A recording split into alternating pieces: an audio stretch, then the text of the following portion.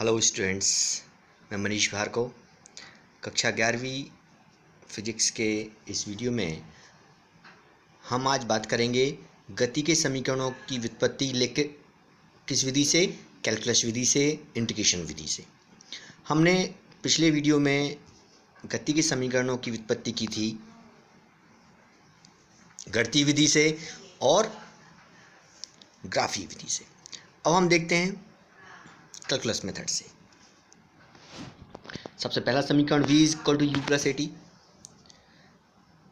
हम मान लेते हैं कि कोई वस्तु है जो एक समान त्वरण से a से एक सरल रेखा में गति कर रही है और किसी क्षण t पर उसका वेग v है। तब त्वरण की परिभाषा से त्वरण बराबर होता है वेग में परिवर्तन बटे समय अंतराल। तो a इज इक्वल टू हो जाएगा dv अपॉन dt। dv से मतलब है वेग में परिवर्तन और dt से अर्थ है समय अंतराल, समय में कितना परिवर्तन हुआ। तो इससे dv इक्वल टू मिल जाएगा a dt। हम इसको समीकरण नंबर 1 मान लेते हैं। चूंकि जब वस्तु गति करती है तो उसका प्रारंभिक वेग u मानते हैं, अंतिम वेग v मानते हैं। प्रारंभिक वेग u जो होता है समय t बराबर 0 पर होता है और अंतिम वेग v होता है वो समय t बराबर t पर होता है। तो अब हम जब वेग निकालेंगे तो हम दोनों पक्षों करेंगे समाकलन। समीकरण 1 का हम समाकलन करेंगे। ये आप समाकलन का चिन्ह देख रहे हैं और इसमें हम सीमाएं लिखते हैं, लिमिट लिखते हैं। नीचे जो u लिखा है वो निम्न सीमा है, ऊपर v जो है वो उच्च सीमा है, अपर लिमिट है। और जब भी हम समाकलन करते हैं तो समाकलन के पश्चात हम पहले समाकलन उच्च सीमा लिखते हैं और माइनस करके निम्न सीमा लिखते हैं। तो यहाँ पर हो गया integration u to v dv is equal to 0 से t a dt। चूँकि a एक नियतांक है, a हो जाएगा समाकलन से बाहर और 0 से t dt। जब भी हम समाकलन करेंगे तो ये ध्यान दें, आप समाकलन करते समय जिसके सापेक्ष समाकलन करते हैं वही चर राशि सामने समाकलन में आती है। तो यहाँ हम देख रहे हैं कि u से v dv, इसके साथ में कोई ऐसी राशि नहीं है कि v के रूप में कोई पद नहीं लिखा हुआ है, तो वहाँ 1 मानेंगे। हम जब 1 मानेंगे तो इस स्थिति में जब समाकलन करेंगे तो v आ जाएगा। 0 से t dt में हम t के सापेक्ष समाकलन कर रहे हैं और यहाँ पर कोई t चर नहीं है तो 1 मानेंगे और 1 लिखेंगे तो जिसके सापेक्ष समाकलन करते हैं वही पद स्वयं आ जाता है। तो यहाँ हम देख रहे हैं v लिख के u निम्न सीमा और v उच्च सीमा, a t 0 से t। अब जब हम जो ब्रैकेट के अंदर v लिखा है इसके स्थान पर एक बार हम उच्च सीमा रखते हैं और माइनस लगा के रखते हैं निम्न सीमा। तो अंदर जो v है उसके स्थान पर हमने v रखा और माइनस लगा के u रखा, is equal to a t minus 0 हो जाएगा या v minus u is equal to हो जाएगा a t। इससे मिल जाएगा v is equal to u plus a t. यह हमें इस गति के समीकरण पहले की व्युत्पत्ति हुई। दूसरा समीकरण s बराबर u t plus half a t square की व्युत्पत्ति देखते हैं। हम मान लें कोई वस्तु है जो एक समान त्वरण a से धनात्मक x अक्ष की दिशा में गति कर रही है और समय t पर उसकी स्थिति x तथा वेग v है। t समय पर उसकी स्थिति x है और वेग v है। तो हम वेग की परिभाषा से जानते हैं कि स्थिति में परिवर्तन बटे समय अंतराल। तो जो v is equal to d x upon d t, अर्थात dx का मतलब हुआ स्थिति में कितना परिवर्तन हुआ और dt अपॉन समय अंतराल। तो यहाँ से हम dx बराबर v dt निकाल देते हैं। अब समीकरण 1 में हम जो सिद्ध कर चुके हैं v is equal to u plus a t, तो ये वैल्यू हम यहाँ पे पुट करेंगे। तो dx इक्वल टू मिल जाए हमें u plus a T into D T. D T को हम अंदर ब्रैकेट में मल्टीप्लाई करते हैं। मल्टीप्लाई किया हमने तो dx इक्वल टू मिल गया हमें u D T plus a T D T. समीकरण नंबर 2 हो गया। अब पुनः हम ये मान लेंगे कि जब t बराबर 0 समय लेंगे स्टार्टिंग में और वस्तु की स्थिति x0 है, x0 है, और जब हम t बराबर t ले लेंगे तो वस्तु की स्थिति x है। तो यहाँ पर हमारी लिमिट हो जाएगी विस्थापन की x0 और x, और समय के लिए 0 से t। तो आप देखें इसको dx को हमने लिमिट ले रखी है समाकलन की x0 से x, और जो दाएं तरफ t वाले पद हैं तो इसमें 0 से t, क्योंकि dt है तो 0 से t। अब dx के साथ कोई चर नहीं है तो यहाँ पर 1 मानेंगे, 1 मानेंगे तो इस 1 के लिए जब समाकलन करेंगे तो x स्वयं आ जाएगा।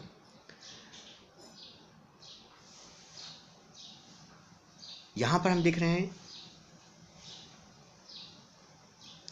आप देख रहे हैं कि जो x u जो है दाएं पक्ष में, ये नियतांक है, क्योंकि समाकलन t के सापेक्ष हो रहा है तो u नियतांक होगा, ये बाहर कर लेंगे हम।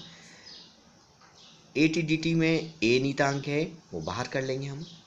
तो अब x का समाकलन किया, dx का समाकलन किया तो x मिल गया हमें, dt का समाकलन करेंगे तो t मिल जाएगा।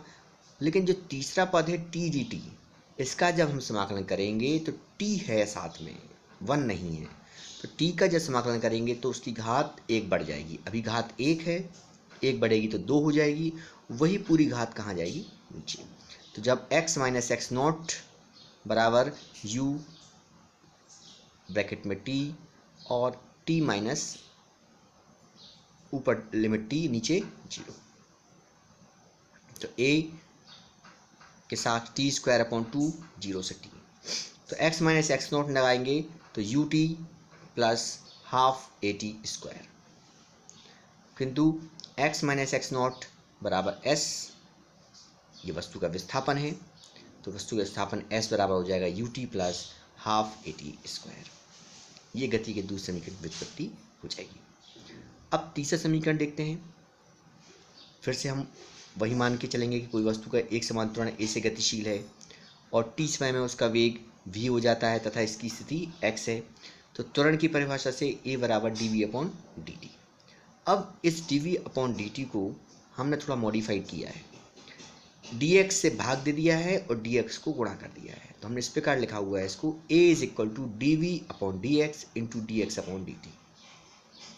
dx को हमने भाग भी दे दिया है और गुणा भी कर दिया है, तो dv अपॉन dx इंटू जो dx अपॉन dt है उसके स्थान पे v रख देंगे हम, तो हमें मिल जाएगा a और साथ में क्रॉस मल्टीप्लिकेशन किया हमने तो a dx equal to v dv। अब समय t बराबर 0 पर वस्तु की स्थिति x नॉट तथा वेग u है। इसी प्रकार जब t बराबर t पर वस्तु की स्थिति निकालेंगे x और वेग v है। अब हम समाकलन करेंगे इनका, तो जो x नॉट से x a dx और u से v v dv, a नियतांक है बाहर हो जाएगा और dx का समाकलन करेंगे तो x आएगा और v का समाकलन करेंगे तो v स्क्वायर अपॉन 2, एक घात बढ़ेगी और पूरी घात नीचे आ जाएगी। तो इस प्रकार अब हम जब upper limit minus lower limit रखते हैं, उच्च सीमा ऋण निम्न सीमा, तो a के साथ x माइनस एक्स नॉट हो जाएगा और v स्क्वायर अपॉन 2 में पहले लिखेंगे हम v, तो v स्क्वायर अपॉन 2 माइनस आके u स्क्वायर अपॉन 2। अब दाएं तरफ एलसीएम 2 आ रहा है, इस 2 का एलसीएम लेके हम बाएं तरफ मल्टीप्लाई कर देंगे क्रॉस में, तो हमें मिल जाएगा 2a x minus x not is equal to v square minus u square. चूँकि x minus x not is equal to s वस्तु का विस्थापन है, तो 2as is equal to v square minus u square, और या v square is equal to u square plus 2as। तो इस प्रकार हम देखा है हमने गति के तीनों समीकरण को हम व्युत्पन्न कर सकते हैं इसके समाकलन विधि से या कैलकुलस मेथड से। अब एक और हम कॉन्सेप्ट देखते हैं कि वस्तु द्वारा nवें सेकंड में चली गई दूरी के लिए व्यंजक ज्ञात करना। एक होता है 10 सेकंड और एक होता है 10वां सेकंड, तो ये 10 सेकंड और 10वें सेकंड में अंतर हो जाता है। 10 सेकंड मतलब 1 से लेके 10 सेकंड तक, और 10वां सेकंड मतलब 9 सेकंड के बाद का जो 1 सेकंड है वो 10वां सेकंड। तो आइए हम इसको व्यंजक देखते हैं। कोई वस्तु जो प्रारंभिक वेग u और एक समान त्वरण a से गतिशील है, तो हम गति के दूसरे समीकरण को लेते हैं, उससे n सेकंड में तय की गई दूरी यदि हम निकालें तो s बराबर होता है u t plus half a t square. यहाँ टी के स्थान पर एन रखा हुआ है, तो एस एन बराबर एन सेकेंड में, कुल एन सेकेंड में, तो एस एन बराबर u n plus half a n square. अब उसके एक पहले वाला सेकंड तक हम देखना कि ये तो एन सेकंड में चली गई दूरी हुई। अब हमें देखना है कि उसके एक सेकंड पहले तक तय की गई दूरी कितनी थी। तो वस्तु द्वारा n-1 सेकंड में चली गई दूरी। तो अब इस समीकरण में जहाँ जहाँ n लिखा है वहाँ पे हम n-1 रख देंगे। तो S n-1 is equal to हो जाएगा u n-1 plus 1/2 a n-1 का स्क्वायर। तो इसलिए nवें सेकंड में चली गई दूरी, जब हमें nवां सेकंड निकालना है तो हम एस एन में से एस n-1 माइनस कर देंगे, अर्थात n सेकंड में चली गई दूरी कितनी है और n-1 सेकंड में चली गई दूरी कितनी है। तो dn बराबर हो जाएगा Sn माइनस Sn-1। तो un plus half a n square minus bracket में un-1 प्लस हाफ an-1 का स्क्वायर। तो यहाँ पर जो n-1 का होल स्क्वायर है इसका हम a-b के होल स्क्वायर से ब्रैकेट खोलेंगे, तो un plus half a n square bracket खोलेंगे तो माइनस un-1 और minus 1/2 a n square minus 2n plus 1, ये n-1 का होल स्क्वायर, इसका हमने ब्रैकेट को ओपन कर दिया है। अब इसको जब हम सॉल्व करते हैं तो आप देख रहे हैं इसमें half a n square plus का है, half a n square minus का है, कैंसिल हो जाएगा। यू एन प्लस का भी है, यू एन माइनस का है, ये भी कैंसिल हो जाएगा। तो हमारे पास बचेगा केवल u plus A N minus half ए। तो ए एन माइनस हाफ ए में से ए कॉमन लेंगे, तो डी एन बराबर you plus half A 2n-1। तो ये यहाँ पे n के स्थान पे हम t भी लिख सकते हैं, तो उस समय अगर t लिखेंगे तो 2t माइनस 1 हो जाएगा। तो ये nवें सेकंड में या nth सेकंड में चली गई दूरी के लिए व्यंजक है। अब यदि हम ये बात करें कि वस्तु गुरुत्व के अधीन है, यानी वस्तु पृथ्वी से ऊपर जा रही है या ऊपर से वस्तु नीचे गिर रही है, तो हम ये जानते हैं कि पृथ्वी अपने केंद्र की ओर एक बल लगाती है जिसे हम गुरुत्व बल कहते हैं, और प्रत्येक वस्तु को अपने केंद्र की ओर खींचती है। जब पृथ्वी वस्तु को अपने केंद्र की ओर खींचती है तो उस पर ऊर्ध्वाधर नीचे की ओर एक त्वरण कार्य करता है जिसे हम गुरुत्वीय त्वरण कहते हैं, और इसका मान 9.8 मीटर पर सेकेंड स्क्वायर होता है। यदि हम वायु का घर्षण या प्रतिरोध नगण्य मान लें तो हम ये कह सकते हैं कि जैसे ही वस्तु किसी ऊंचाई से स्वतंत्रतापूर्वक नीचे गिर रही है तो उसका वेग 9.8 मीटर पर सेकेंड स्क्वायर प्रति सेकंड बढ़ता जाएगा। यदि ऊपर से नीचे आ रही है तो धनात्मक लेंगे, और यदि वस्तु को नीचे से ऊपर फेंक रहे हैं तो हम त्वरण ऋणात्मक, जिसे हम मंदन कहते हैं।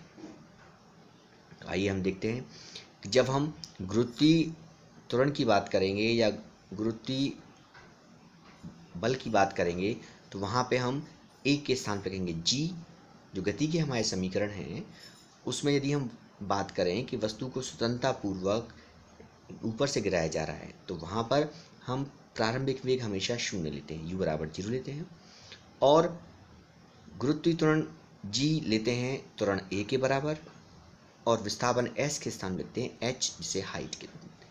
तो हमें 3 समीकरण मिल जाएंगे, v is equal to g t, h equal to half g t square, v square equal to 2gh।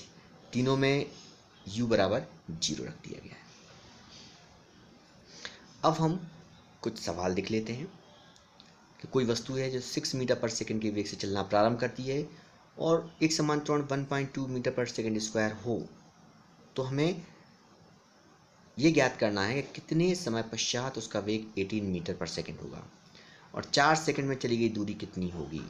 18 metre पर सेकंड का वेग प्राप्त करने तक उसके द्वारा चली गई दूरी कितनी होगी। दिया है हमें u बराबर 6 मीटर पर सेकंड और a बराबर 1.2 मीटर पर second square. v is equal to 18 metre पर सेकंड। अब हमारा जो पहला समीकरण है v is equal to u plus 80, उसमें हम वैल्यूज रख दें। 18 इक्वल टू 6 प्लस 1.2 t, तो 18 में 6 माइनस करेंगे तो 12 बचेगा, 12 अपॉन 1.2 होगा तो हमें 10 सेकंड हो जाएगा। अब दूसरा जो प्रश्न था 4 सेकंड में चली गई दूरी, तो t बराबर 4 सेकंड लेंगे, 4 सेकंड लेंगे, तो s equal to u t plus half a t square. इसमें हम 6 इंटू 4 1/2 1.2 4 का स्क्वायर, और इसको हम सॉल्व करेंगे तो 1.2 को हम 2 से कैंसिल करेंगे तो 0.6 हो जाएगा। या हम 4 16 को हम 2 से कैंसिल करें तो वहाँ पे 8 हो जाएगा। उसको सॉल्व करेंगे हम, 6 इंटू 4 24 हो जाएगा, और 1.2 इंटू 8 करेंगे तो 9.6, जो सॉल्व करने पर 33.6 मीटर हो जाएगा।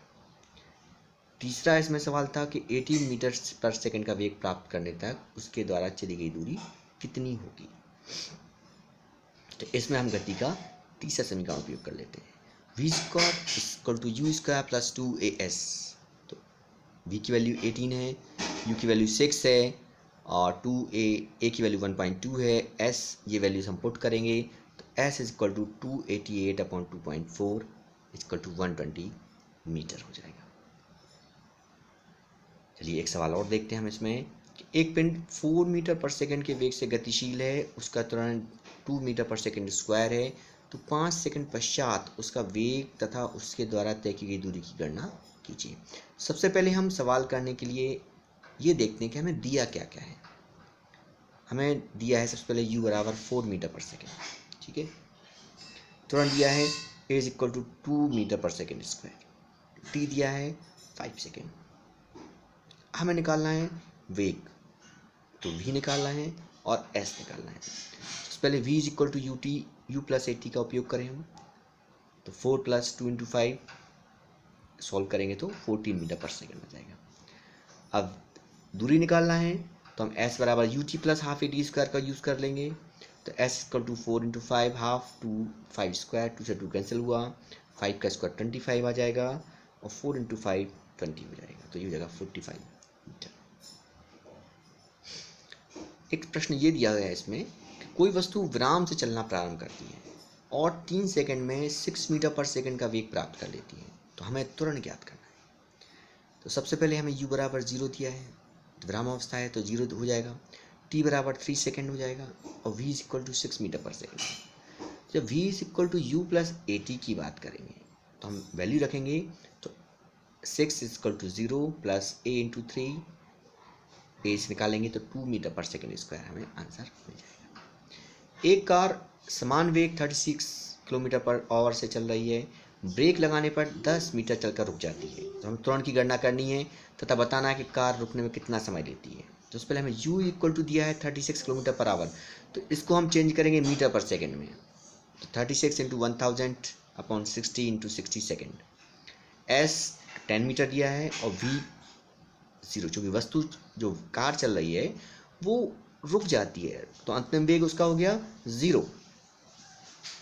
अब v square equal to u square plus 2s का यूज़ करेंगे, v की वैल्यू 0 है, u की वैल्यू 10 है, तो 10 स्क्वायर हो जाएगा, 2a इंटू एस की वैल्यू 10 है, तो सॉल्व करेंगे तो a इज इक्वल टू हो गया -5 मीटर पर सेकेंड स्क्वायर। यहाँ पे a -5 क्यों आया है, क्योंकि ब्रेक लगाने पर कार रुक रही है और उसका त्वरण विपरीत दिशा में या पर मंदन लग रहा है यहाँ पे, इसलिए यहाँ पे a बराबर माइनस आया।